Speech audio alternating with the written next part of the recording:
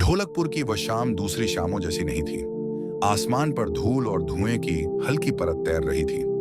पुराने मिट्टी के घरों के बीच संकरी गलियों में लोग अपने अपने कामों में लगे हुए थे, मगर हवा में एक अजीब बेचैनी थी।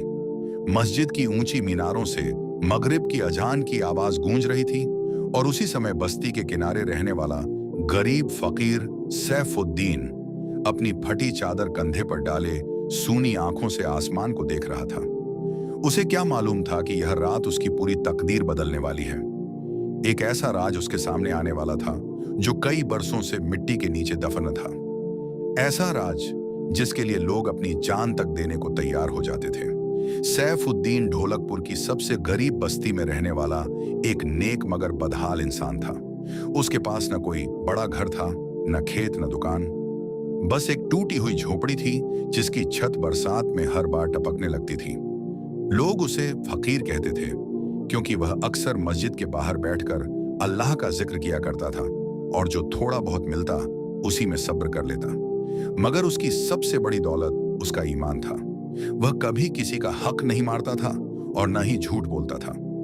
ढोलकपुर की गलियां पुरानी थीं, जगह जगह मिट्टी के दिए टंगे रहते, ऊंटों की घंटियां दूर तक सुनाई देती और बाजार में मसालों की खुशबू फैली रहती।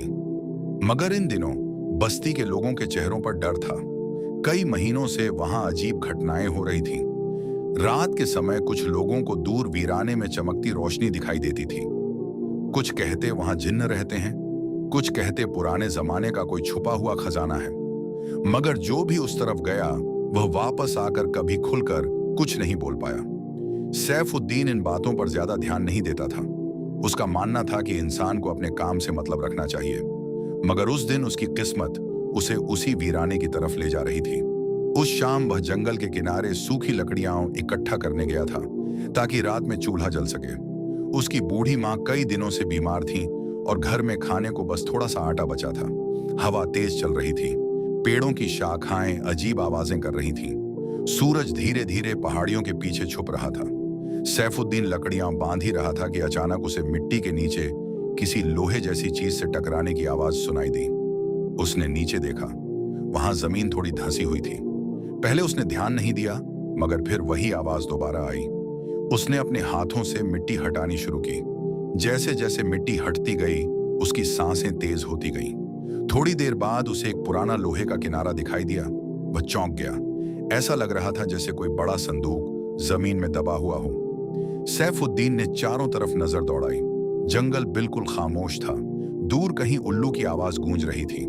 उसका दिल जोर जोर से धड़कने लगा। उसने और मिट्टी हटाई। अब पूरा लोहे का बड़ा बक्सा सामने था। बक्से पर जंग लगी हुई थी और उस पर पुराने अरबी नक्श बने हुए थे। उसके हाथ कांपने लगे। या अल्लाह, ये क्या है? उसने धीरे से बक्से को खींचने की कोशिश की, मगर वह बहुत भारी था। ऐसा लग रहा था जैसे उसके अंदर पत्थर भरे हों। मगर तभी हवा अचानक और तेज हो गई। पेड़ों की शाखाएं बुरी तरह हिलने लगी। ऐसा महसूस हो रहा था जैसे कोई उसे वहां से जाने की चेतावनी दे रहा हो। सैफुद्दीन डर गया, मगर उसके दिल में एक अजीब जिज्ञासा भी थी। उसने पूरी ताकत लगाकर बक्से का ढक्कन थोड़ा सा उठाया, और जैसे ही ढक्कन खुला उसकी आंखें फटी की फटी रह गईं। अंदर सोने के सिक्के चमक रहे थे। इतना सोना उसने अपनी पूरी जिंदगी में कभी नहीं देखा था। सिक्कों के साथ पुराने जवाहरात, चांदी के कड़े और कुछ अजीब कागज भी रखे हुए थे। बक्से के अंदर से हल्की सी खुशबू निकल रही थी, जैसे कोई बहुत पुरानी चीज अचानक खुली हो। सैफुद्दीन पीछे हट गया। उसका गला सूख गया था। इतना बड़ा खजाना। उसकी आंखों में अपनी बूढ़ी माँ का चेहरा घूम गया। टूटी झोपड़ी, भूखे दिन, फटे कपड़े, सब उसकी आंखों के सामने आने लगा। मगर तभी उसे अपने पिता की एक बात याद आई। बेटा, हर चमकती चीज रहमत नहीं होती। कुछ दौलत इंसान की बर्बादी भी बन जाती है। सैफुद्दीन ने घबराकर बक्सा बंद कर दिया। उसने तय किया कि वह सुबह होते ही इस बारे में गांव के मौलवी से बात करेगा। मगर जैसे ही वह जाने लगा उसे पीछे किसी के कदमों की आवाज सुनाई दी। वह पलटा, मगर वहां कोई नहीं था। सिर्फ वहां सूखी हवा चल रही थी। उसका दिल कांप उठा। उसने जल्दी से लकड़ियां उठाईं और तेज कदमों से बस्ती की तरफ चल पड़ा। मगर उसे बार बार महसूस हो रहा था जैसे कोई उसका पीछा कर रहा हो। जब वह ढोलकपुर पहुंचा तब तक अंधेरा हो चुका था। गलियों में दिए जल उठे थे, बच्चे अपने घरों में जा चुके थे, मगर सैफुद्दीन के चेहरे का डर साफ दिखाई दे रहा था। उसकी मां ने उसे देखते ही पूछा, क्या हुआ बेटा, तू इतना घबराया हुआ क्यों है? सैफुद्दीन कुछ पल चुप रहा, फिर बोला, अम्मी, आज जंगल में मुझे कुछ मिला है। क्या मिला? वह जवाब देने ही वाला था कि अचानक बाहर किसी ने उनकी झोपड़ी का दरवाजा जोर से खटखटाया। धड़ाम, दोनों डर गए। इतनी रात को कौन हो सकता था? सैफुद्दीन धीरे धीरे दरवाजे की तरफ बढ़ा। उसका दिल तेज धड़क रहा था। उसने कांपते हाथों से दरवाजा खोला। बाहर एक बूढ़ा आदमी खड़ा था। उसकी लंबी सफेद दाढ़ी थी, हाथ में पुरानी लकड़ी की लाठी और आंखें इतनी गहरी कि जैसे सब कुछ देख लेती हों। उसके कपड़े धूल से भरे हुए थे। बूढ़े ने सैफुद्दीन को देखते ही धीमी आवाज में कहा, तूने वह बक्सा खोल दिया है ना? सैफुद्दीन के पैरों तले जमीन खिसक गई। उसने डरते हुए पूछा, आपको कैसे पता? बूढ़े ने इधर उधर देखा और फुसफुसाया, अगर अपनी जान प्यारी है तो उस खजाने को हाथ मत लगाना। वह सिर्फ दौलत नहीं, एक बहुत बड़ा इम्तिहान है। इतना कहकर बूढ़ा पलटा और अंधेरे में गायब हो गया। सैफुद्दीन कुछ पल वहीं खड़ा रह गया। उसके पूरे बदन में सिहरन दौड़ रही थी। उसकी मां बार बार पूछ रही थी कि कौन था, मगर उसके मुंह से आवाज नहीं निकल रही थी। उस रात उसे बिल्कुल नींद नहीं आई। हर थोड़ी देर में उसे ऐसा लगता जैसे झोपड़ी के बाहर कोई घूम रहा हो। कभी कदमों की आवाज सुनाई देती, कभी किसी के फुसफुसाने की। आधी रात के करीब अचानक उसकी आंख खुली। झोपड़ी के अंदर हल्की सुनहरी रोशनी फैल रही थी। वह डर कर उठ बैठा और फिर उसने देखा, उसकी झोपड़ी के कोने में वही पुराना बक्सा रखा हुआ था। सैफुद्दीन की सांस रुक गई। वह कांपते हुए पीछे हटने लगा। उसने तो बक्सा जंगल में छोड़ दिया था, फिर यह यहां कैसे आ गया? उसकी मां गहरी नींद में सो रही थी, जैसे उसे कुछ दिखाई ही न दे रहा हो। तभी बक्से के अंदर से हल्की खटखटाहट की आवाज आने लगी। टक टक टक। सैफुद्दीन के माथे पर पसीना आ गया। उसने डरते हुए बक्से की तरफ कदम बढ़ाया और जैसे ही उसने हाथ आगे किया, अचानक बक्सा अपने आप खुल गया। अंदर रखे सोने के सिक्के चमकने लगे, मगर इस बार उनके बीच एक पुराना मुड़ा हुआ कागज भी रखा था, जो पहले वहां नहीं था। सैफुद्दीन ने कांपते हाथों से वह कागज उठाया। उस पर अरबी में कुछ लिखा हुआ था। वह पूरी तरह पढ़ नहीं पाया, मगर आखिरी लाइन साफ थी, जिसने इस खजाने को अपनाया उसकी जिंदगी कभी पहले जैसी नहीं रही। सुबह की पहली अजान के साथ ही ढोलकपुर की गलियों में हलचल शुरू हो गई, मगर सैफुद्दीन की आंखों में रात का डर अब भी जिंदा था। पूरी रात उसने जागते हुए बिताई थी। उसकी झोपड़ी के कोने में रखा वह पुराना बक्सा अब बंद पड़ा था, मगर उसके अंदर क्या था, यह सोचकर ही उसकी रूह कांप उठती थी। उसकी बूढ़ी मां अभी भी इस बात से बेखबर थी कि उनके छोटे से घर में कैसी रहस्यमयी चीज आ चुकी है। सैफुद्दीन बार बार उस कागज को देख रहा था जो बक्से के अंदर मिला था। पुराने अरबी लफ्ज धुंधले थे, मगर उनमें एक अजीब डर छुपा हुआ था।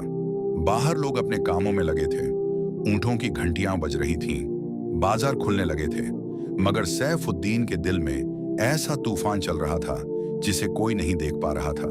उसने तय किया कि वह इस बात को किसी से नहीं कहेगा, कम से कम तब तक नहीं जब तक उसे इस बक्से का सच पता न चल जाए। मगर उसके दिल में सबसे बड़ा सवाल यही था कि जो बक्सा उसने जंगल में छोड़ दिया था, वह उसकी झोपड़ी में कैसे आ गया। यह सोचते ही उसके शरीर में ठंड दौड़ जाती। वह धीरे धीरे बक्से के पास गया। कुछ पल तक उसे घूरता रहा, फिर कांपते हाथों से उसने ढक्कन खोला। अंदर वही सोने के सिक्के चमक रहे थे। सूरज की हल्की किरण जैसे ही उन सिक्कों पर पड़ी, पूरी झोपड़ी में सुनहरी चमक फैल गई। मगर इस बार सैफुद्दीन की नजर सिक्कों पर नहीं थी। उसकी नजर उस बक्से के नीचे बने एक अजीब निशान पर पड़ी। वह निशान किसी पुराने बादशाह की मुहर जैसा लग रहा था। उसके चारों तरफ अरबी में कुछ लिखा था। सैफुद्दीन पढ़ नहीं पाया, मगर उसे महसूस हुआ कि यह कोई साधारण खजाना नहीं है। तभी बाहर से कुछ लोगों के शोर की आवाज आई। ढोलकपुर के लोग किसी बात को लेकर चर्चा कर रहे थे। सैफुद्दीन जल्दी से बक्सा बंद करके बाहर निकला। गली में लोगों की भीड़ जमा थी। बीच में बस्ती का तेल बेचने वाला हाशिम खड़ा कांप रहा था। लोग उससे पूछ रहे थे कि क्या हुआ। हाशिम का चेहरा पीला पड़ा था। उसने कांपती आवाज में कहा, मैंने कल रात जंगल के पास किसी को देखा। एक बूढ़ा आदमी, उसकी आंखें अंगारों जैसी थीं। वह मिट्टी खोद रहा था। ये सुनते ही सैफुद्दीन का दिल धड़क उठा।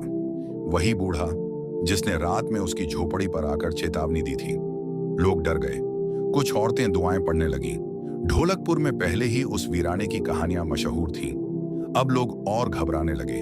तभी बस्ती का अमीर सौदागर जमीर खां वहां आया। वह लालची और घमंडी आदमी था। पूरे ढोलकपुर में उसकी दौलत का नाम था। उसने हाशिम की बात सुनकर हंसते हुए कहा, तुम लोग हर चीज में जिन्न और भूत ढूंढते हो, जरूर कोई चोर होगा। मगर उसकी आंखों में भी हल्की बेचैनी थी। सैफुद्दीन चुपचाप वहां से निकल गया। उसे डर था कि अगर किसी को बक्से का पता चला तो बड़ी मुसीबत खड़ी हो जाएगी। वह सीधे मस्जिद पहुंचा। मस्जिद पुरानी थी।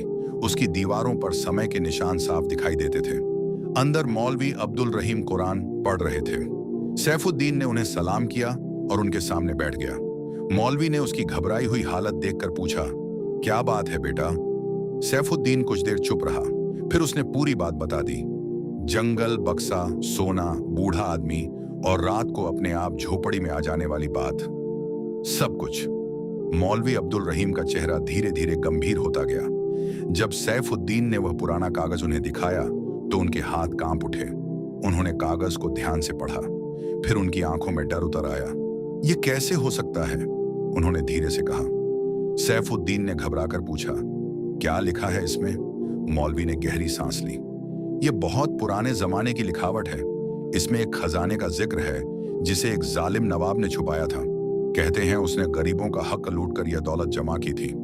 मरने से पहले उसने इस खजाने को जंगल में दफन करवा दिया था। सैफुद्दीन ध्यान से सुनता रहा। मौलवी आगे बोले, मगर लोग कहते हैं कि उस नवाब की मौत बहुत दर्दनाक हुई थी। उसके बाद जिसने भी इस खजाने को पाने की कोशिश की, उसकी जिंदगी तबाह हो गई। सैफुद्दीन का गला सूख गया। तो अब मैं क्या करूं? मौलवी कुछ पल सोचते रहे। फिर बोले, उस बक्से को हाथ मत लगाना और किसी को इसके बारे में मत बताना। मुझे डर है कि यह सिर्फ दौलत नहीं, एक बहुत बड़ा फितना है। तभी मस्जिद के बाहर अचानक घोड़ों की आवाज गूंजी। कई आदमी वहां आकर रुके। सैफुद्दीन ने बाहर झांका। जमीर खां अपने आदमियों के साथ खड़ा था। उसकी आंखें तेजी से इधर उधर घूम रही थीं। ऐसा लग रहा था जैसे वह किसी चीज की तलाश में हो। सैफुद्दीन का दिल बैठ गया। उसे लगा कहीं किसी को बक्से के बारे में पता तो नहीं चल गया। जमीर खां मस्जिद के अंदर आया और ऊंची आवाज में बोला, कल रात जंगल के पास किसी ने कुछ देखा है। अगर किसी को कोई अजीब चीज मिली हो तो बता दे, वरना बाद में पछताना पड़ेगा। उसकी आवाज में धमकी साफ झलक रही थी। मस्जिद में सन्नाटा छा गया। सैफुद्दीन ने नजरें झुका लीं। जमीर खां कुछ देर सबको घूरता रहा, फिर बिना कुछ बोले चला गया। मगर जाते जाते उसकी नजर एक पल के लिए सैफुद्दीन पर टिक गई। वह नजर ऐसी थी जैसे उसे कुछ शक हो गया हो। सैफुद्दीन के शरीर में सिहरन दौड़ गई। वह जल्दी से मस्जिद से निकला और घर की तरफ चल पड़ा। रास्ते भर उसे महसूस होता रहा कि कोई उसका पीछा कर रहा है। जब वह अपनी झोपड़ी के पास पहुंचा तो उसने देखा कि दरवाजा थोड़ा खुला हुआ है। उसका दिल जोर से धड़का। वह सुबह निकलते समय दरवाजा बंद करके गया था। वह धीरे धीरे अंदर गया। झोपड़ी का सामान बिखरा पड़ा था। किसी ने हर चीज उलट पुलट दी थी। उसकी बूढ़ी मां डरी हुई कोने में बैठी थी। कुछ लोग आए थे, उसने कांपती आवाज में कहा। वे घर में कुछ ढूंढ रहे थे। सैफुद्दीन का चेहरा सफेद पड़ गया। उसने तुरंत कोने की तरफ देखा जहां बक्सा रखा था, मगर वहां कुछ नहीं था। बक्सा गायब था। उसकी सांस रुक गई। या अल्लाह! वह पागलों की तरह पूरे घर में ढूंढने लगा, मगर बक्सा कहीं नहीं था। तभी उसकी नजर दीवार पर पड़ी। वहां कोयले से एक निशान बना हुआ था, वही निशान जो बक्से पर था, और उसके नीचे सिर्फ एक शब्द लिखा था, देर हो चुकी है। सैफुद्दीन के पैरों तले जमीन खिसक गई। उसकी मां रोने लगी, मगर तभी बाहर से किसी बच्चे की आवाज आई, सैफुद्दीन भाई, जल्दी बाहर आओ। वह भागकर बाहर निकला। पूरी बस्ती के लोग एक तरफ जमा थे। बीच में जमीर खां खड़ा था और उसके आदमी किसी को पीट रहे थे। वह आदमी हाशिम था। उसका चेहरा खून से भर चुका था। जमीर खां चिल्ला रहा था, सच बता, खजाना कहाँ है? ये सुनते ही सैफुद्दीन के होश उड़ गए। मतलब किसी को खजाने की खबर लग चुकी थी। हाशिम रोते हुए कह रहा था, मुझे कुछ नहीं पता। मगर जमीर खान नहीं रुका। उसके आदमी उसे लगातार मारते रहे। ढोलकपुर के लोग डर के मारे कुछ नहीं बोल पा रहे थे। तभी अचानक भीड़ के पीछे वही बूढ़ा आदमी दिखाई दिया। उसकी आंखें सीधी सैफुद्दीन पर थीं। उसने हल्का सा सिर हिलाया और धीरे धीरे बस्ती से बाहर की तरफ चल पड़ा। सैफुद्दीन समझ गया कि वह उसे अपने पीछे आने का इशारा कर रहा है। उसका दिल डर रहा था, मगर अब उसके पास और कोई रास्ता नहीं था। वह चुपचाप भीड़ से निकलकर बूढ़े के पीछे चल पड़ा। बूढ़ा बिना पीछे देखे आगे बढ़ता गया। वह उसे ढोलकपुर की गलियों से निकालकर पुराने कब्रिस्तान की तरफ ले गया। वहां चारों तरफ टूटी कब्रें थीं, हवा में अजीब ठंडक थी। बूढ़ा एक पुरानी कब्र के सामने रुक गया। फिर उसने पहली बार सीधा सैफुद्दीन की आंखों में देखा। तुझे अंदाजा भी नहीं कि तूने क्या खोल दिया है, उसने भारी आवाज में कहा। सैफुद्दीन ने घबराकर पूछा, आप कौन हैं? बूढ़े ने जवाब नहीं दिया। उसने अपनी लाठी से मिट्टी हटाई। नीचे पत्थर का एक छोटा दरवाजा दिखाई दिया। सैफुद्दीन हैरान रह गया। बूढ़े ने धीरे से कहा, यह रास्ता उस राज तक जाता है जिसे कई सालों से छुपाया गया है। मगर मेरा बक्सा कहाँ है? बूढ़े की आंखें अचानक गुस्से से भर उठी। अब वह सिर्फ तेरा नहीं रहा। जिन लोगों को उसकी तलाश थी उन्हें खबर मिल चुकी है। सैफुद्दीन का दिल बैठ गया। कौन लोग? बूढ़ा कुछ पल चुप रहा, फिर धीमी आवाज में बोला, वे लोग जो इस खजाने के लिए खून बहाने से भी नहीं डरते। तभी अचानक दूर से घोड़ों की तेज आवाज आने लगी। बूढ़े का चेहरा बदल गया। उसने फौरन सैफुद्दीन का हाथ पकड़ा। वे लोग आ गए, जल्दी अंदर चल। इससे पहले कि सैफुद्दीन कुछ समझ पाता, बूढ़े ने पत्थर का दरवाजा खोला और दोनों अंधेरे रास्ते के अंदर उतर गए। ऊपर से घोड़ों की आवाज और आदमियों की चीखें गूंज रही थीं। नीचे घना अंधेरा था। सिर्फ बूढ़े के हाथ में छोटी सी मशाल जल रही थी। रास्ता बहुत पुराना था। दीवारों पर अजीब निशान बने थे। हवा में सीलन और मिट्टी की गंध फैली हुई थी।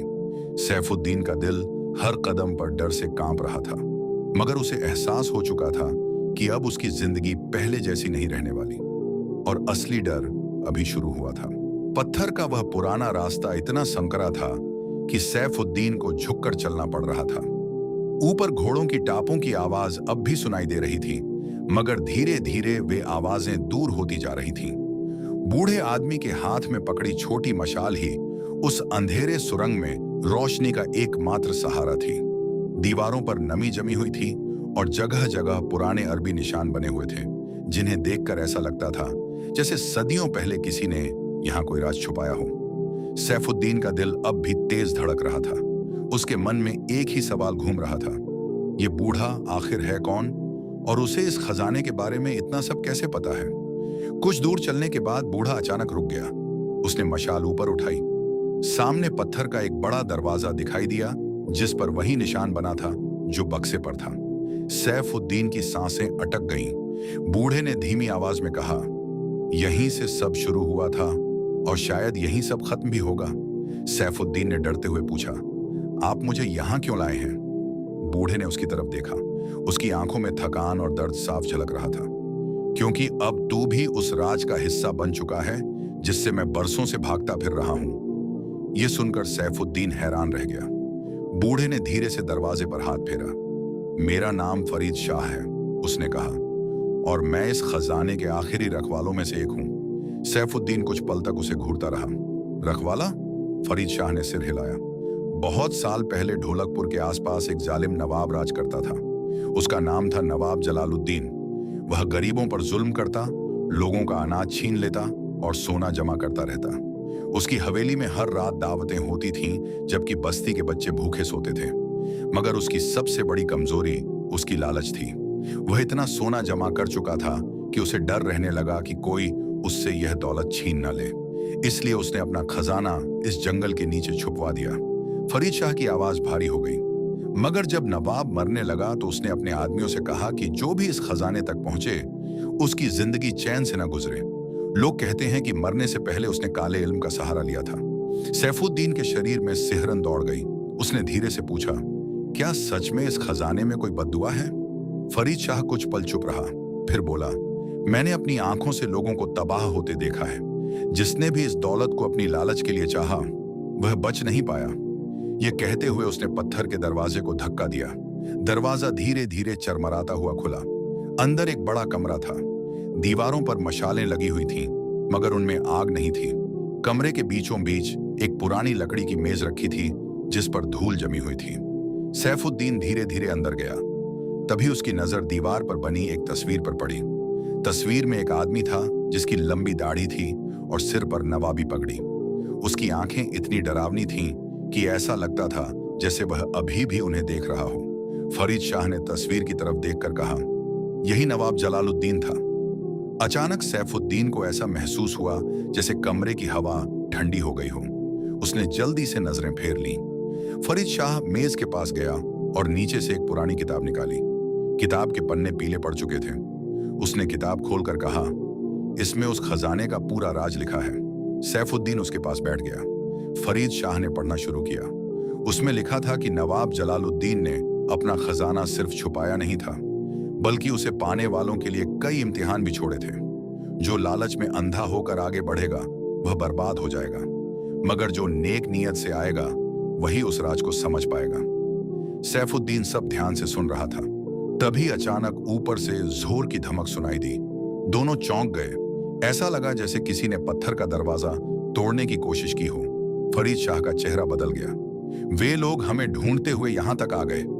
सैफुद्दीन घबरा गया। कौन? जमीर खां।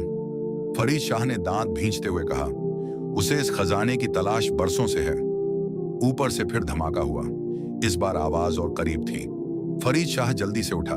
उसने कमरे के कोने में रखी एक लोहे की छड़ खींची। अचानक दीवार का एक हिस्सा खुल गया और अंदर एक दूसरा रास्ता दिखाई दिया।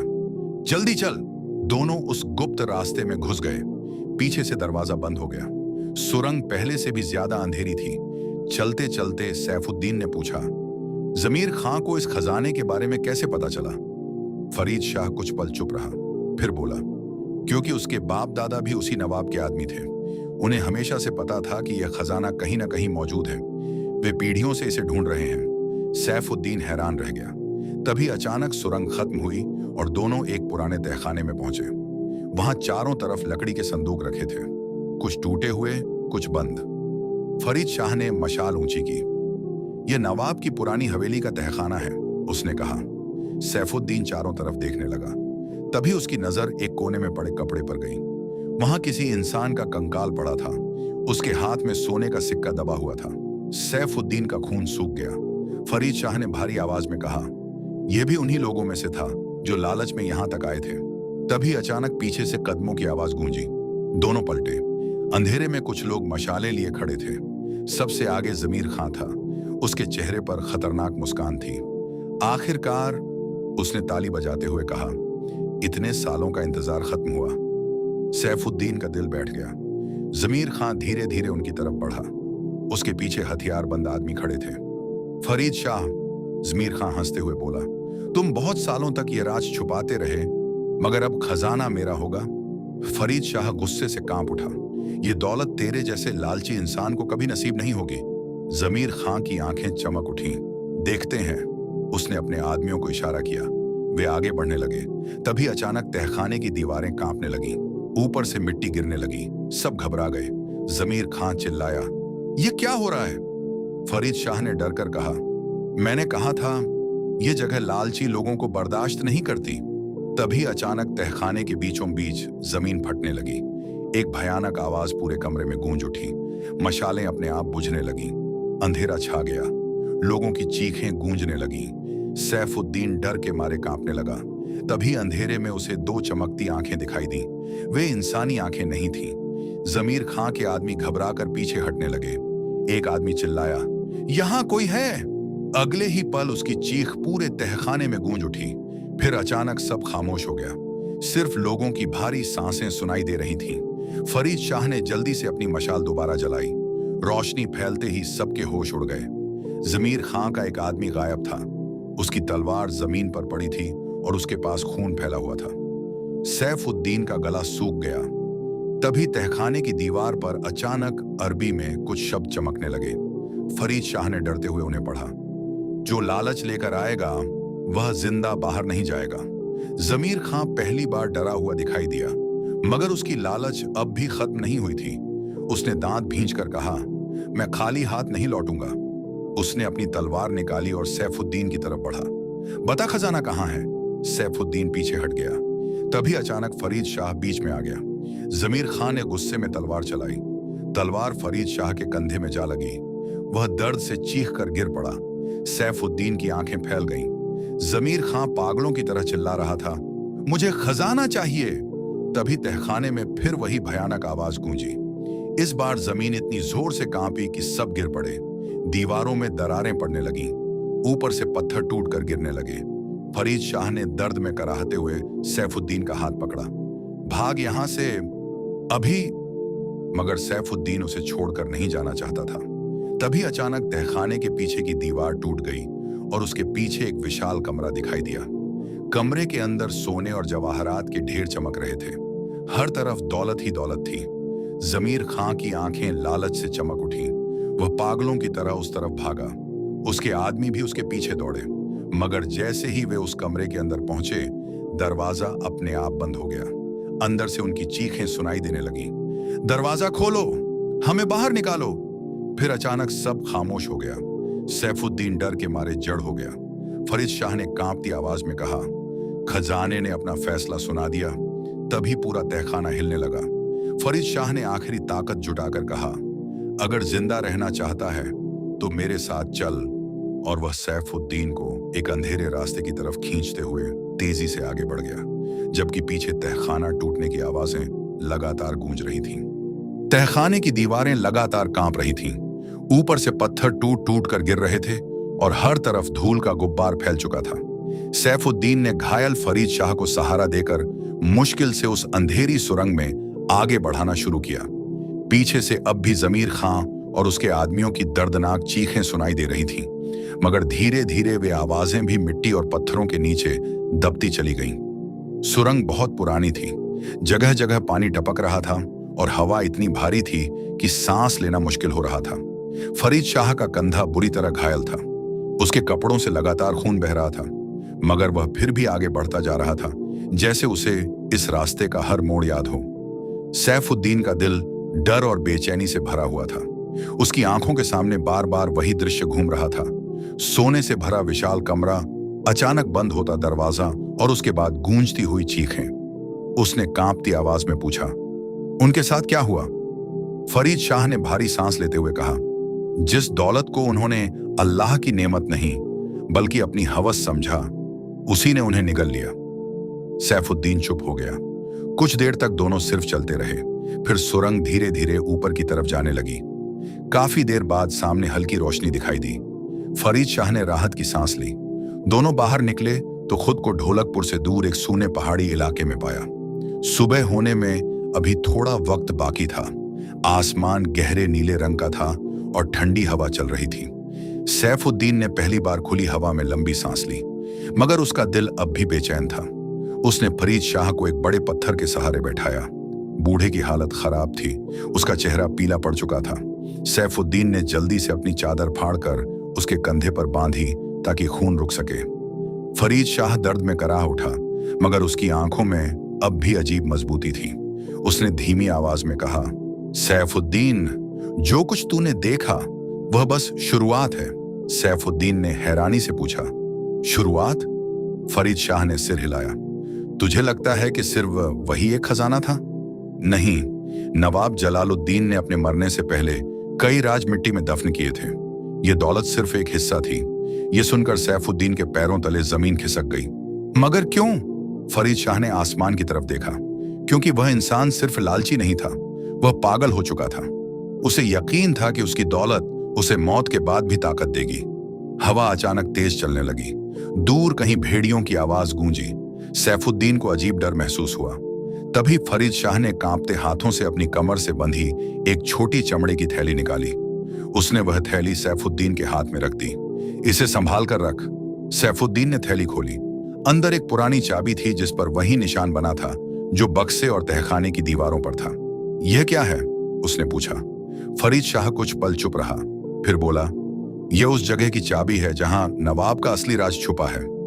सैफुद्दीन की सांस रुक गई। असली राज? फरीद शाह की आंखें गंभीर हो गईं। उस खजाने से भी बड़ा। तभी अचानक पीछे से घोड़ों की आवाज सुनाई दी। दोनों चौंक गए। फरीद शाह मुश्किल से खड़ा हुआ। पहाड़ी के नीचे मशालों की रोशनी दिखाई दे रही थी। कई घुड़सवार तेजी से उनकी तरफ बढ़ रहे थे। सैफुद्दीन का दिल धड़क उठा। क्या वे जमीर खां के आदमी हैं? फरीद शाह ने ध्यान से देखा। फिर उसकी आंखों में डर उतर आया। नहीं, ये उससे भी ज्यादा खतरनाक लोग हैं। सैफुद्दीन कुछ समझ नहीं पाया। तभी घुड़सवार करीब आ गए। उनके चेहरे काले कपड़ों से ढके हुए थे और हाथों में लंबे भाले थे। उनके घोड़ों पर भी अजीब निशान बने थे। सबसे आगे बैठे आदमी की आंखें बेहद खतरनाक थीं। उसने ऊंची आवाज में कहा, चाबी हमें दे दो। सैफुद्दीन का शरीर कांप उठा। फरीद शाह ने तुरंत उसे अपने पीछे कर लिया। तुम लोग बहुत देर कर चुके हो, उसने गुस्से में कहा। घुड़सवार हंसा। देर तो तुमने कर दी फरीद शाह। बरसों तक उस राज को छुपाते रहे, मगर अब वह हमारा होगा। सैफुद्दीन हैरान था। ये लोग कौन थे? उन्हें चाबी के बारे में कैसे पता था? तभी फरीद शाह ने धीमी आवाज में कहा, यह साया कबीला है। नवाब जलालुद्दीन के वफादारों की आखिरी औलादें। पीढ़ियों से ये लोग उसी दौलत के पीछे हैं। सैफुद्दीन के होश उड़ गए। सामने खड़ा आदमी घोड़े से नीचे उतरा। उसकी कमर पर टेढ़ी तलवार लटक रही थी। वह धीरे धीरे उनकी तरफ बढ़ा। हमें चाबी दे दो और शायद हम तुम्हें जिंदा छोड़ दें, फरीद शाह ने थूक निगलते हुए कहा। तुम जैसे लोगों के हाथ में वह राज कभी नहीं जाएगा। आदमी की आंखों में गुस्सा चमक उठा। उसने तलवार निकाल ली। उसके बाकी साथी भी आगे बढ़ने लगे। सैफुद्दीन डर गया। उनके पास न हथियार थे न भागने का रास्ता। तभी फरीद शाह ने अचानक सैफुद्दीन को जोर से धक्का दिया। भाग! अगले ही पल तलवार चमकी और फरीद शाह उस आदमी से भिड़ गया। सैफुद्दीन लड़खड़ाता हुआ पीछे गिरा। उसके सामने बूढ़ा घायल होने के बावजूद पूरी ताकत से लड़ रहा था। तलवारों की टकराहट पहाड़ियों में गूंजने लगी, मगर दुश्मन बहुत ज्यादा थे। सैफुद्दीन समझ गया कि अगर वह रुका तो दोनों मारे जाएंगे। उसका दिल भारी हो गया, मगर वह मजबूरी में भागने लगा। पीछे से फरीद शाह की आवाज आई, चाबी किसी को मत देना। सैफुद्दीन की आंखों में आंसू आ गए। वह पत्थरों के बीच भागता रहा। पीछे घोड़ों की आवाजें और लोगों की चीखें सुनाई देती रहीं। काफी दूर जाकर वह एक बड़े पेड़ के पीछे छुप गया। उसका सीना तेजी से उठ गिर रहा था। कुछ देर बाद सब शांत हो गया। सिर्फ हवा की आवाज बची। सैफुद्दीन कांपते हुए वापस उस जगह की तरफ गया। वहां पहुंचते ही उसके कदम रुक गए। जमीन पर खून फैला हुआ था। कई लाशें पड़ी थीं, मगर फरीद शाह कहीं दिखाई नहीं दिया। न उसका शरीर, न वह आदमी जिसने हमला किया था। ऐसा लग रहा था जैसे वे दोनों हवा में गायब हो गए हों। सैफुद्दीन डर गया। उसने जल्दी से चारों तरफ देखा। तभी उसकी नजर जमीन पर पड़ी एक चीज पर गई। वह फरीद शाह की पुरानी लाठी थी। उसने कांपते हाथों से उसे उठा लिया। तभी उसे महसूस हुआ कि कोई उसे देख रहा है। उसने फौरन पीछे मुड़कर देखा। दूर पहाड़ी पर काले कपड़ों में एक आदमी खड़ा था। उसका चेहरा ढका हुआ था। कुछ पल तक वह सैफुद्दीन को घूरता रहा, फिर धीरे धीरे अंधेरे में गायब हो गया। सैफुद्दीन का दिल बैठ गया। वह समझ चुका था कि अब यह लोग उसका पीछा कभी नहीं छोड़ेंगे। उसने जल्दी से चाबी अपनी कमर में छुपाई और ढोलकपुर की तरफ चल पड़ा। सुबह की हल्की रोशनी फैलने लगी थी। जब वह बस्ती पहुंचा तो वहां अजीब सन्नाटा था। लोग अपने घरों के बाहर खड़े फुसफुसा रहे थे। कुछ औरतें रो रही थीं। सैफुद्दीन का दिल घबराने लगा। तभी उसे हाशिम दिखाई दिया। उसका चेहरा डरा हुआ था। उसने सैफुद्दीन को देखते ही कहा, तू कहां था? पूरी बस्ती में हड़कंप मचा हुआ है। क्या हुआ? सैफुद्दीन ने घबरा कर पूछा। हाशिम ने कांपते हुए कहा, रात को जमीर खां की हवेली में आग लग गई और वह अपने सारे आदमियों समेत गायब हो गया। सैफुद्दीन के होश उड़ गए। गायब? हाशिम ने सिर हिलाया। लोग कहते हैं हवेली के अंदर से चीखें आ रही थीं, मगर जब लोग अंदर पहुंचे तो वहां कोई नहीं था। सैफुद्दीन के शरीर में ठंड दौड़ गई। उसे तहखाने की वह चीखें याद आ गईं। तभी एक और आदमी भागता हुआ आया। उसका चेहरा सफेद पड़ा था। वह हांफते हुए बोला, पुराने कब्रिस्तान के पास किसी ने रात को अजीब रोशनी देखी है और मिट्टी के नीचे से आवाजें आ रही हैं। बस्ती में डर फैल गया। लोग एक दूसरे का चेहरा देखने लगे। कुछ बूढ़े दुआएं पढ़ने लगे। सैफुद्दीन समझ गया कि जो कुछ शुरू हुआ था वह अब पूरे ढोलकपुर को अपनी गिरफ्त में लेने वाला है। वह जल्दी से अपनी झोपड़ी की तरफ बढ़ा, मगर जैसे ही वह अंदर पहुंचा उसके कदम वहीं रुक गए। उसकी बूढ़ी मां डरी हुई कोने में बैठी थी और झोपड़ी के बीचों बीच वही पुराना बक्सा फिर रखा हुआ था। सैफुद्दीन की सांस अटक गई। उसने तो वह बक्सा तहखाने में छोड़ दिया था, फिर यह वापस यहां कैसे आ गया? उसकी मां कांपती आवाज में बोली, यह अपने आप यहां आ गया और इसके अंदर से किसी के रोने की आवाज आ रही थी। सैफुद्दीन के हाथ कांपने लगे। उसने धीरे धीरे बक्से की तरफ कदम बढ़ाया। तभी बक्से के अंदर से फिर वही खटखटाहट सुनाई दी। टक टक टक। इस बार आवाज पहले से ज्यादा तेज थी। सैफुद्दीन का दिल बुरी तरह धड़कने लगा। उसने कांपते हाथों से ढक्कन खोला। अंदर सोने के सिक्के अब भी चमक रहे थे, मगर उनके ऊपर इस बार एक नई चीज रखी थी। एक पुराना नक्शा। नक्शे पर लाल रंग से एक जगह गोल की गई थी और उसके ऊपर सिर्फ 3 शब्द लिखे थे, अगला दरवाजा यहीं। सैफुद्दीन की आंखें उस पुराने नक्शे पर जम गईं। उसके हाथ कांप रहे थे। झोपड़ी के अंदर अजीब सन्नाटा था। बाहर ढोलकपुर की गलियों में लोगों की आवाजें आ रही थीं, मगर उस छोटे से कमरे के भीतर जैसे समय रुक गया था। उसकी बूढ़ी मां डर के मारे लगातार आयतें पढ़ रही थीं। बक्से के अंदर रखे सोने के सिक्के हल्की रोशनी में चमक रहे थे और उनके ऊपर पड़ा वह नक्शा किसी नए रहस्य का दरवाजा लग रहा था। सैफुद्दीन ने धीरे से नक्शा उठाया। पुराना कागज जगह जगह से फटा हुआ था। उस पर पहाड़, सूखे कुएं, जंगल और कुछ अजीब निशान बने हुए थे। नक्शे के बीच में लाल गोले से एक जगह चिन्हित थी और उसके पास अरबी में कुछ लिखा था। सैफुद्दीन पूरा पढ़ नहीं पाया, मगर उसे दरवाजा और अमानत जैसे शब्द समझ आ गए। उसका दिल और बेचैन हो गया। फरीद शाह की बातें उसके कानों में गूंज रही थीं। असली राज अभी बाकी है। तभी अचानक झोपड़ी के बाहर किसी के कदमों की आहट हुई। सैफुद्दीन तुरंत चौकन्ना हो गया।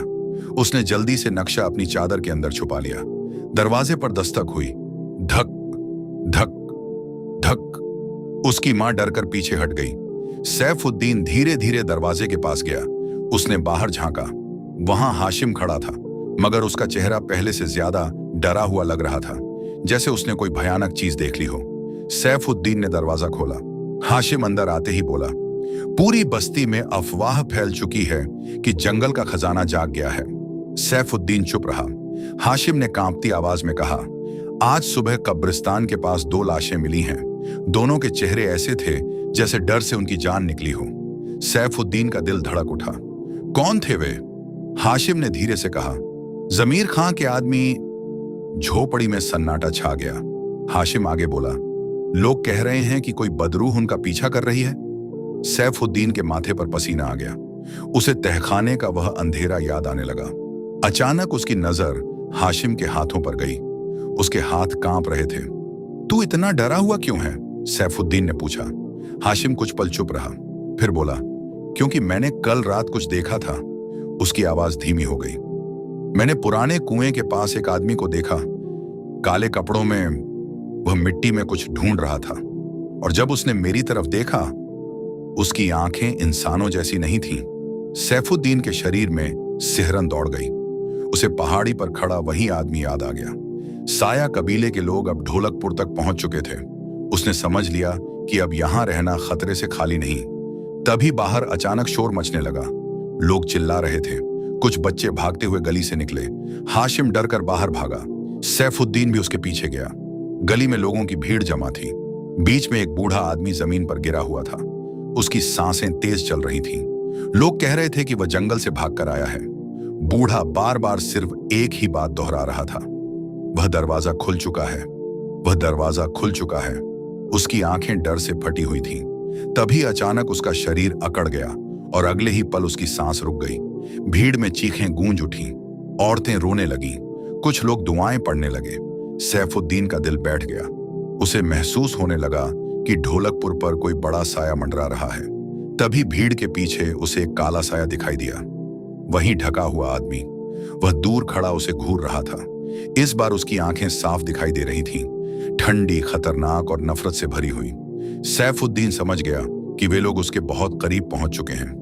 वह तुरंत वापस अपनी झोपड़ी में गया। उसने नक्शा निकाला और ध्यान से देखने लगा। नक्शे में ढोलकपुर के बाहर एक सूखी पहाड़ी का निशान बना था। उसके पास एक पुराना कुआं दिखाया गया था। शायद वहीं अगला दरवाजा था, मगर वहां क्या छुपा था और नवाब जलालुद्दीन आखिर क्या छुपाना चाहता था? उसके मन में सैकड़ों सवाल उठ रहे थे। तभी उसकी मां ने धीमी आवाज में पूछा, बेटा, तू किस मुसीबत में फंस गया है? सैफुद्दीन कुछ पल चुप रहा। फिर उसने पहली बार अपनी मां को सारी बातें बता दी। जंगल का बक्सा, तहखाना, जमीर खां, फरीद शाह और साया कबीले के लोग, सब कुछ। उसकी मां की आंखों में आंसू आ गए। हमें यह सब छोड़कर कहीं दूर चले जाना चाहिए, उसने डरते हुए कहा। मगर सैफुद्दीन जानता था कि अब भागना आसान नहीं, वे लोग उसे ढूंढ ही लेंगे। उसने तय कर लिया कि उसे उस नक्शे का राज जानना ही होगा। रात धीरे धीरे ढोलकपुर पर उतरने लगी। गलियों में दिए जल उठे, मगर इस बार बस्ती में अजीब डर फैला हुआ था। लोग जल्दी जल्दी अपने घरों के दरवाजे बंद कर रहे थे। दूर मस्जिद से ईशा की अजान गूंज रही थी। सैफुद्दीन ने अपनी मां को अंदर रहने को कहा और खुद चुपचाप झोपड़ी से निकल पड़ा। उसने नक्शा अपनी कमर में छुपा लिया। आसमान पर बादल छाए हुए थे, हवा में ठंड बढ़ती जा रही थी। वह धीरे धीरे बस्ती से बाहर की तरफ बढ़ने लगा। रास्ते में उसे बार बार महसूस होता कि कोई उसका पीछा कर रहा है, मगर जब भी वह पीछे मुड़कर देखता, वहां सिर्फ अंधेरा होता। काफी देर चलने के बाद वह उस सूखे कुएं के पास पहुंचा जो नक्शे में बना था। कुआं बहुत पुराना था, उसके आसपास झाड़ियां उगी हुई थीं। जगह बिल्कुल सुनसान थी। सैफुद्दीन ने कांपते दिल से चारों तरफ देखा। तभी उसे कुएं के किनारे वही निशान दिखाई दिया जो बक्से और तहखाने पर था। उसका दिल तेजी से धड़कने लगा। उसने धीरे से झुककर मिट्टी हटानी शुरू की। कुछ ही देर बाद उसके हाथ किसी लोहे की चीज से टकराए। उसने और मिट्टी हटाई। नीचे पत्थर का एक गोल ढक्कन था जिसमें ताले जैसी जगह बनी हुई थी। सैफुद्दीन की सांस अटक गई। उसने तुरंत वह पुरानी चाबी निकाली जो फरीद शाह ने दी थी। जैसे ही उसने चाबी उस जगह लगाई, अचानक जमीन हल्की कांपने लगी। कुएं के अंदर से अजीब गूंज उठी। सैफुद्दीन घबरा गया, मगर उसने हिम्मत करके चाबी घुमाई। अगले ही पल पत्थर का ढक्कन धीरे धीरे खुलने लगा। नीचे से ठंडी हवा का तेज झोंका निकला। साथ ही एक सीढ़ी दिखाई दी जो अंधेरे में नीचे उतर रही थी। सैफुद्दीन कुछ पल वहीं खड़ा रहा। उसका दिल कह रहा था कि वापस लौट जाए, मगर अब बहुत देर हो चुकी थी। उसने गहरी सांस ली और मशाल जलाकर नीचे उतरने लगा। सीढ़ियां बहुत लंबी थीं। नीचे जाते जाते हवा और ठंडी होती जा रही थी। दीवारों पर पुराने अरबी शब्द खुदे हुए थे। अचानक उसे दूर से पानी टपकने की आवाज सुनाई दी। फिर धीरे धीरे उसे ऐसा महसूस हुआ जैसे कोई और भी वहां मौजूद हो। उसका दिल कांप उठा। वह सावधानी से आगे बढ़ा। कुछ देर बाद सीढ़ियां खत्म हो गईं और वह एक विशाल गुफा में पहुंच गया। गुफा की छत इतनी ऊंची थी कि मशाल की रोशनी भी पूरी नहीं पहुंच पा रही थी। बीच में पत्थर का एक बड़ा दरवाजा बना था। उस दरवाजे पर सोने की परत छड़ी हुई थी और उसके ऊपर अरबी में कुछ लिखा था। सैफुद्दीन ने ध्यान से देखा। उस पर लिखा था, जिसका दिल पाक नहीं वह यहां से जिंदा नहीं लौटेगा। उसकी सांसें तेज हो गईं। तभी अचानक पीछे से किसी के कदमों की आवाज आई। वह पलटा और उसका खून जम गया। अंधेरे में 5 आदमी खड़े थे। सबके चेहरे काले कपड़ों से ढके थे। उनके हाथों में तलवारें चमक रही थीं। बीच में वही आदमी खड़ा था जिसकी आंखें अंगारों जैसी थीं। उसने धीरे से कहा, आखिर तू हमें यहां तक ले ही आया। सैफुद्दीन पीछे हट गया। उसका दिल तेजी से धड़क रहा था। आदमी आगे बढ़ा। चाबी दे दे, वरना तेरी मौत बहुत दर्दनाक होगी, सैफुद्दीन ने कांपते हुए कहा। तुम लोग आखिर चाहते क्या हो? आदमी की आंखें चमक उठी। वह चीज जिसे नवाब जलालुद्दीन ने दुनिया से छुपाया था। तभी अचानक गुफा के अंदर गहरी गड़गड़ाहट गूंजी। पत्थर का विशाल दरवाजा अपने आप कांपने लगा। सबकी नजरें उसकी तरफ मुड़ गईं। दरवाजे के नीचे से हल्की सुनहरी रोशनी बाहर निकलने लगी। साया कबीले के लोग भी एक पल के लिए घबरा गए। तभी गुफा में किसी भारी आवाज की गूंज सुनाई दी। ऐसी आवाज जैसे कोई बहुत पुरानी चीज सदियों की नींद से जाग उठी हो। सैफुद्दीन का दिल बुरी तरह कांपने लगा और अगले ही पल वह विशाल दरवाजा धीरे धीरे खुलने लगा।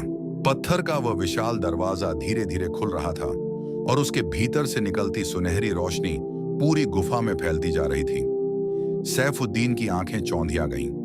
हवा अचानक बेहद ठंडी हो चुकी थी और गुफा की दीवारों पर बने पुराने निशान चमकने लगे थे। साया कबीले के 5 आदमी कुछ पल के लिए वहीं ठिठक गए। उनके चेहरे भले ही कपड़ों से ढके थे, मगर उनकी आंखों में डर साफ दिखाई दे रहा था। सबसे आगे खड़ा उनका सरदार तलवार कसकर पकड़े दरवाजे को घूर रहा था। उसकी भारी आवाज गूंजी, आखिरकार सदियों का राज खुलने वाला है। सैफुद्दीन का दिल तेजी से धड़क रहा था। वह समझ नहीं पा रहा था कि उस दरवाजे के पीछे क्या छुपा हो सकता है, मगर जैसे जैसे दरवाजा खुल रहा था उसके भीतर एक अजीब बेचैनी बढ़ती जा रही थी। तभी अचानक गुफा के अंदर तेज हवा घूमने लगी। मशाल की आग बुरी तरह कांपने लगी। अगले ही पल दरवाजा पूरी तरह खुल गया। अंदर एक लंबा गलियारा था जिसकी दीवारों पर सोने की परत छड़ी हुई थी। चारों तरफ पुराने दिए जल रहे थे, जबकि वहां कोई इंसान दिखाई नहीं दे रहा था। ऐसा लग रहा था जैसे वह जगह आज भी किसी के इंतजार में हो। साया कबीले का सरदार धीरे धीरे आगे बढ़ा। उसने पीछे खड़े आदमियों को इशारा किया, चलो। वे सब सावधानी से उस गलियारे में उतरने लगे। सैफुद्दीन समझ गया कि अगर वह पीछे रह गया तो शायद कभी इस राज का सच नहीं जान पाएगा। डर के बावजूद वह भी धीरे धीरे उनके पीछे चल पड़ा। गलियारा बहुत लंबा था। चलते समय हर कदम की आवाज दीवारों से टकराकर गूंज रही थी। जगह जगह दीवारों पर अरबी में चेतावनियां लिखी थीं। लालच मौत का रास्ता है, जो सच छुपाएगा वह अंधेरे में खो जाएगा। सैफुद्दीन उन लफ्जों को पढ़कर कांप उठा। उसे महसूस हो रहा था कि यह जगह सिर्फ खजाने की नहीं, किसी भयानक रहस्य की रखवाली कर रही है। काफी देर बाद गलियारा खत्म हुआ और सामने एक विशाल कक्ष दिखाई दिया। उस कक्ष को देखकर सबकी सांसें रुक गईं। कमरे के बीचों बीच काले पत्थर का एक ऊंचा चबूतरा बना था। उसके ऊपर एक बड़ा लोहे का संदूक रखा था जिस पर मोटी जंजीरें लिपटी हुई थीं। संदूक के चारों तरफ सैकड़ों पुराने दिए जल रहे थे, मगर सबसे डरावनी चीज थी उस कमरे की खामोशी। इतनी गहरी खामोशी कि इंसान अपनी सांसें तक सुन सके। साया कबीले का सरदार धीरे धीरे चबूतरे की तरफ बढ़ा। उसकी आंखों में लालच चमक रहा था। उसने धीमी आवाज में कहा, यही है वह अमानत। उसके पीछे खड़े आदमी कांप रहे थे। उनमें से एक ने डरते हुए पूछा, मालिक, अगर यह वही चीज हुई जिसके बारे में कहानियां हैं तो? सरदार ने गुस्से से उसकी तरफ देखा। डरपोक मत बन। सदियों से हमारे खानदान ने इसी दिन का इंतजार किया है। सैफुद्दीन दूर खड़ा सब देख रहा था। उसके दिल में अजीब डर था। तभी अचानक उसे फरीद शाह की आवाज याद आई। कुछ राज ऐसे होते हैं जिन्हें दफन ही रहना चाहिए। उसका दिल कह रहा था कि यहाँ कुछ बहुत गलत होने वाला है, मगर अब बहुत देर हो चुकी थी। सरदार चबूतरे पर चढ़ गया। उसने अपनी तलवार से जंजीरों को हटाना शुरू किया। जैसे ही पहली जंजीर टूटी, पूरे कक्ष में भयानक गड़गड़ाहट गूंज उठी। दीवारों पर लगे दिए एक साथ तेज जलने लगे। साया कबीले के लोग घबरा गए, मगर उनका सरदार पागलों की तरह हंसने लगा। देखा, यह जगह हमें पहचानती है। उसने दूसरी जंजीर तोड़ी। इस बार कक्ष की हवा और ठंडी हो गई। सैफुद्दीन को ऐसा महसूस हुआ जैसे कोई अदृश्य चीज उसके बहुत करीब आ गई हो। अचानक उसे अपने पीछे किसी के खड़े होने का एहसास हुआ। वह झटके से पलटा, मगर वहां कोई नहीं था, सिर्फ अंधेरा। उसका गला सूख गया। तभी तीसरी जंजीर भी टूट गई। लोहे का संदूक अपने आप कांपने लगा। उसके अंदर से अजीब आवाजें आने लगीं, जैसे कई लोग एक साथ फुसफुसा रहे हों। साया कबीले के दो आदमी डर कर पीछे हट गए। यह ठीक नहीं है, उनमें से एक बुदबुदाया, मगर उनका सरदार अब पूरी तरह लालच में अंधा हो चुका था। उसने संदूक का ढक्कन पकड़ लिया। उसकी आंखें चमक रही थीं। आज से सारी ताकत हमारी होगी। और अगले ही पल उसने ढक्कन खोल दिया। जैसे ही संदूक खुला, पूरा कक्ष भयानक चीख से गूंज उठा। इतनी डरावनी आवाज कि सबके कान सुन्न हो गए। संदूक के अंदर से काला धुआं तेजी से बाहर निकला। हवा तूफान की तरह घूमने लगी। दिए एक एक करके बुझने लगे। साया कबीले के आदमी डर कर चीख उठे। सरदार का चेहरा सफेद पड़ गया। उसने पीछे हटने की कोशिश की, मगर अचानक वह धुआं उसके चारों तरफ लिपट गया। वह दर्द से चिल्लाने लगा। उसकी आंखें लाल हो गईं। ऐसा लग रहा था जैसे कोई चीज उसकी रूह को खींच रही हो।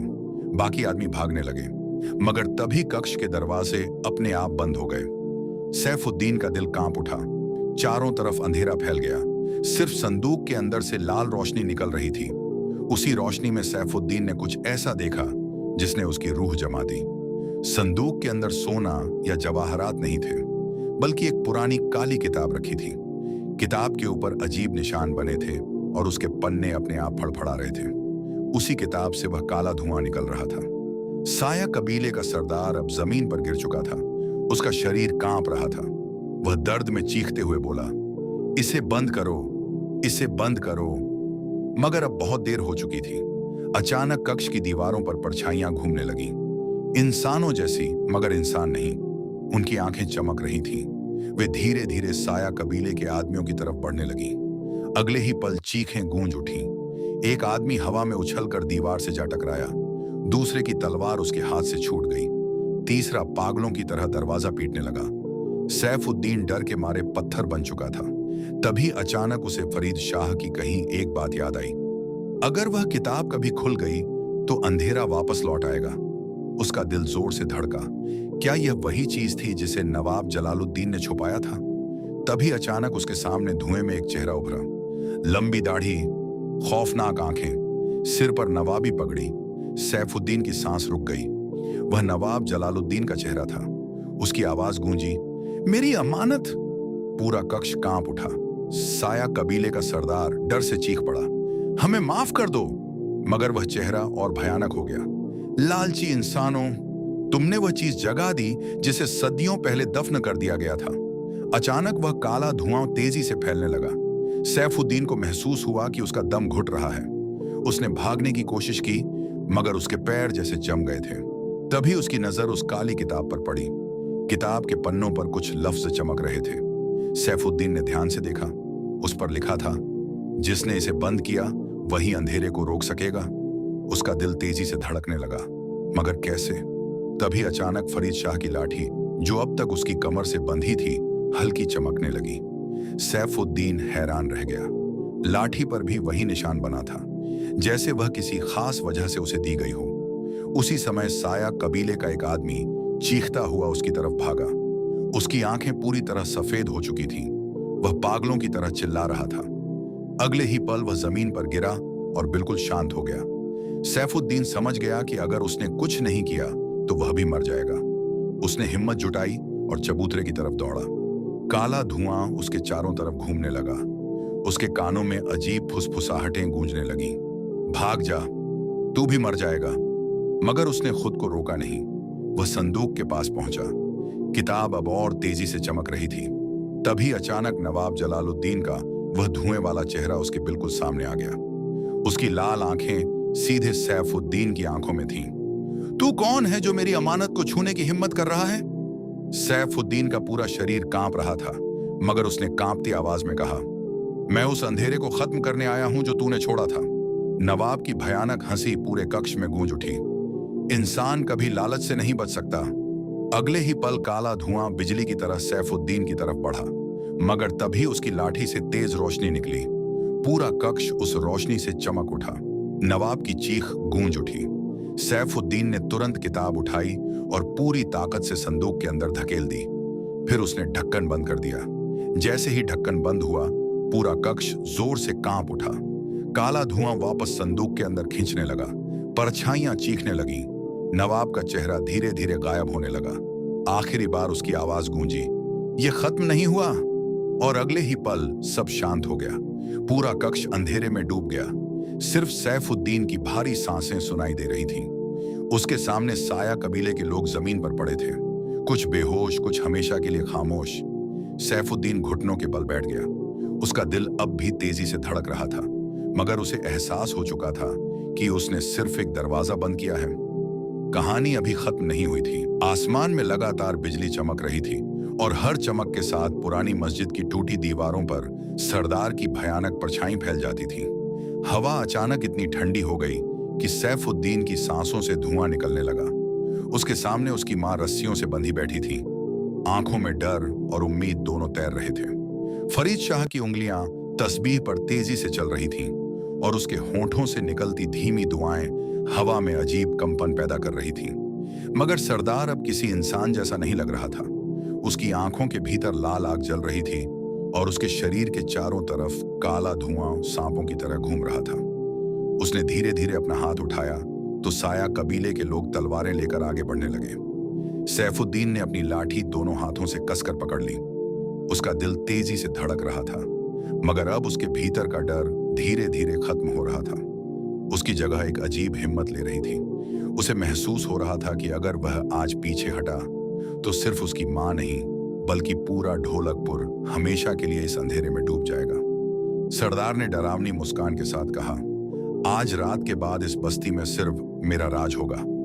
अगले ही पल उसने हाथ नीचे गिराया और उसके आदमी सैफुद्दीन पर टूट पड़े। सैफुद्दीन बिजली की तेजी से आगे बढ़ा। उसकी लाठी पहले आदमी के हाथ पर पड़ी और तलवार दूर जा गिरी। दूसरे आदमी ने पीछे से हमला किया, मगर सैफुद्दीन झुक गया। तलवार पत्थर की दीवार से टकराई और चिंगारियां निकल पड़ी। चारों तरफ अफरा तफरी मच गई। फरीद शाह लगातार आयतें पढ़ रहा था और उसकी आवाज जितनी तेज होती, सरदार के चेहरे पर उतना ही दर्द उभर आता। मगर वह अभी भी मुस्कुरा रहा था, जैसे उसे यकीन हो कि आखिर जीत उसी की होगी। सैफुद्दीन ने एक और आदमी को धक्का देकर गिराया और अपनी मां की तरफ बढ़ा, मगर तभी अचानक उसके पैरों के नीचे की जमीन कांपी। वह संभल भी नहीं पाया था कि काला धुआं उसके चारों तरफ घूमने लगा। उसके कानों में फुसफुसाहट गूंजने लगी। तू नहीं बच पाएगा, सब मर जाएंगे। उसका सिर घूमने लगा। उसने आंखें बंद की, मगर आवाजें और तेज हो गईं। तभी फरीद शाह की बुलंद आवाज गूंजी, सैफुद्दीन, अपने दिल को कमजोर मत होने दे। उसी पल सैफुद्दीन ने जोर से अपनी लाठी जमीन पर मारी। जैसे ही लकड़ी पत्थर से टकराई, उसकी गर्दन में बंधा छोटा ताबीज चमक उठा। काला धुआं पीछे हट गया। सरदार की आंखों में पहली बार हैरानी दिखाई दी। यह ताबीज! वह गुर्राया। फरीद शाह आगे बढ़ा। यह उसी सूफी आलिम की निशानी है जिसने पहली बार अंधेरे को हराया था। सरदार गुस्से से चीख पड़ा। अचानक उसकी चीख के साथ हवा तूफान की तरह घूमने लगी। मस्जिद की टूटी मीनार का हिस्सा गिर पड़ा। गांव वाले दूर से चीख उठे। साया कबीले के कुछ आदमी डरकर भागने लगे, मगर सरदार ने उनकी तरफ देखा और अगले ही पल वे दर्द से तड़पते हुए जमीन पर गिर पड़े। उनकी आंखें लाल हो गईं। सैफुद्दीन समझ गया कि वह अंधेरा अब सिर्फ सरदार तक सीमित नहीं रहा, वह फैल रहा था। तभी सरदार ने दोनों हाथ फैलाए और उसके पीछे काले धुएं का विशाल साया बन गया।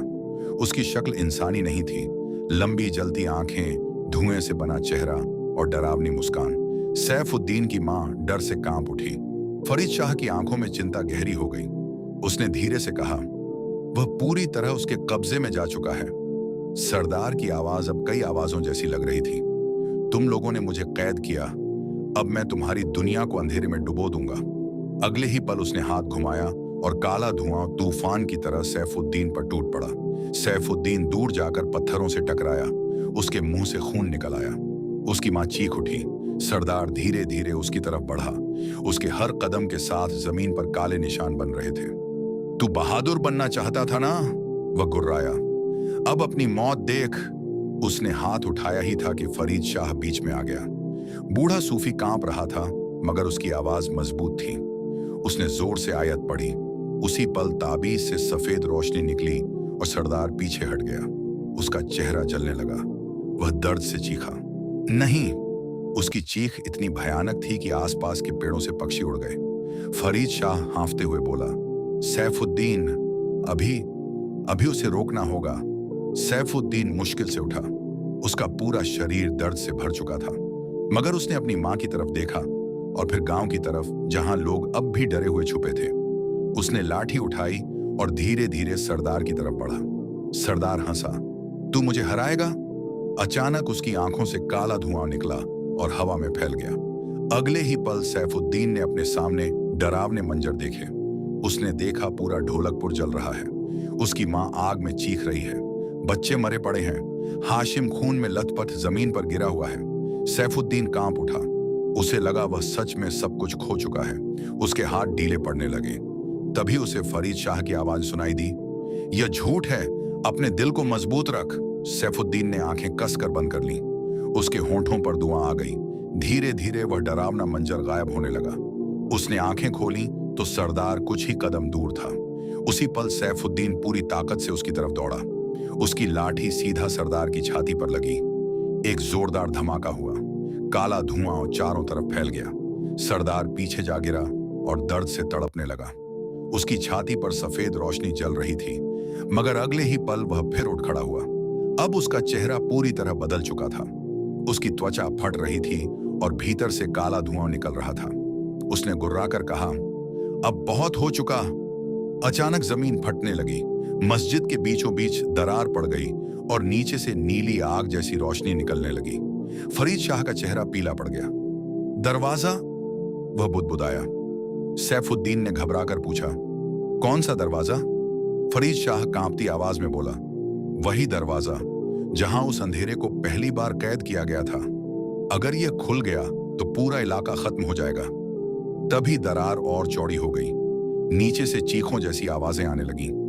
ऐसा लग रहा था जैसे हजारों लोग एक साथ रो रहे हों। गांव वाले डरकर भागने लगे। सरदार पागलों की तरह हंसा। हाँ, यही तो मैं चाहता था। उसने दोनों हाथ फैलाए। अब कोई मुझे नहीं रोक सकता। अचानक दरार से काला धुआं निकलकर आसमान की तरफ उठा। बादल घूमने लगे, बिजली लगातार गिरने लगी। सैफुद्दीन ने देखा कि धुएं के भीतर चेहरे बन रहे थे, डर, नफरत और दर्द से भरे चेहरे। उसका दिल कांप उठा। तभी फरीद शाह उसके पास आया। उसकी सांसें टूट रही थीं। उसने अपनी तस्बीह उतारी और सैफुद्दीन के हाथ में रख दी। सुन, अब सिर्फ एक रास्ता बचा है। सैफुद्दीन ने घबराकर उसकी तरफ देखा। फरीद शाह बोला, इस दरवाजे को अंदर से बंद करना होगा। सैफुद्दीन समझ गया कि इसका मतलब क्या है। उसकी मां रो पड़ी। नहीं, मेरा बेटा नहीं जाएगा। मगर फरीद शाह की आंखों में मजबूरी थी। अगर वह नहीं गया तो पूरा ढोलकपुर खत्म हो जाएगा। कुछ पल के लिए सब खामोश हो गया। सिर्फ तूफान की आवाज गूंज रही थी। सैफुद्दीन ने अपनी मां को देखा। उसकी आंखों में आंसू थे, मगर उनमें गर्व भी था। उसने धीरे से अपने बेटे का चेहरा छुआ। अल्लाह तेरा हाफिज हो। सैफुद्दीन की आंखें भर आईं। उसने अपनी मां के हाथ चूमे। फिर वह धीरे धीरे उस दरार की तरफ बढ़ने लगा जहां से अंधेरा निकल रहा था। सरदार चीखा, नहीं, उसे रोको। मगर फरीद शाह उसके सामने खड़ा हो गया। उसने पूरी ताकत से आयत पढ़ी और सफेद रोशनी चारों तरफ फैल गई। सरदार दर्द से तड़पने लगा। उसी पल सैफुद्दीन दरार के किनारे पहुंच गया। नीचे सिर्फ अंधेरा था, अंतहीन अंधेरा। उसमें से ठंडी हवा और डरावनी फुसफुसाहटें आ रही थीं। उसका दिल तेजी से धड़क रहा था, मगर उसने पीछे मुड़कर आखिरी बार अपनी मां को देखा। फिर बिना रुके अंधेरे में छलांग लगा दी। अगले ही पल उसे लगा जैसे वह किसी गहरे समंदर में गिर रहा हो। चारों तरफ चीखें थीं। अजीब चेहरे उसके चारों तरफ घूम रहे थे, मगर उसके हाथ में पकड़ी तस्बीह से सफेद रोशनी निकल रही थी। दूर उसे एक विशाल लोहे का दरवाजा दिखाई दिया जो आधा खुला था। उसी से अंधेरा बाहर जा रहा था। सैफुद्दीन पूरी ताकत से उसकी तरफ बढ़ा, मगर रास्ते में काले हाथ उसे पकड़ने लगे। आवाजें उसके कानों में गूंजने लगीं। तू अकेला है, तू नहीं जीत सकता। मगर उसने दुआ पढ़ना बंद नहीं किया। धीरे धीरे तस्बीह की रोशनी और तेज हो गई। वह दरवाजे तक पहुंच गया और उसे बंद करने लगा, मगर दरवाजा बहुत भारी था। दूसरी तरफ से भयानक ताकत उसे खोलने की कोशिश कर रही थी। उसके हाथ कांपने लगे, खून बहने लगा, मगर उसने हार नहीं मानी। ऊपर मस्जिद के पास सरदार दर्द से चीख रहा था। उसका शरीर टूटने लगा था। फरीद शाह लगातार दुआ पढ़ रहा था। गांव वाले दूर खड़े कांपते हुए यह सब देख रहे थे। तभी अंदर सैफुद्दीन ने पूरी ताकत से दरवाजे को धक्का दिया। या अल्लाह! उसकी चीख गूंजी। अगले ही पल तस्बीह से इतनी तेज रोशनी निकली कि पूरा अंधेरा कांप उठा। दरवाजा धीरे धीरे बंद होने लगा। चीखें गूंज उठी। काला धुआं पीछे हटने लगा। सैफुद्दीन ने आखिरी जोर लगाया और दरवाजा पूरी तरह बंद हो गया। उसी पल जोरदार धमाका हुआ। ऊपर मस्जिद की जमीन हिल गई। सरदार दर्द से चीखता हुआ राख में बदलने लगा। उसकी लाल आंखें बुझ गईं। हवा अचानक शांत हो गई। काला धुआं गायब हो गया। आसमान साफ होने लगा। कुछ पल बाद वहां सिर्फ खामोशी बची। फरीद शाह थका हुआ जमीन पर बैठ गया। सैफुद्दीन की मां पागलों की तरह अपने बेटे को पुकारती रही, मगर कोई जवाब नहीं आया। दरार अब बंद हो चुकी थी। ऐसा लग रहा था जैसे वहां कभी कुछ था ही नहीं।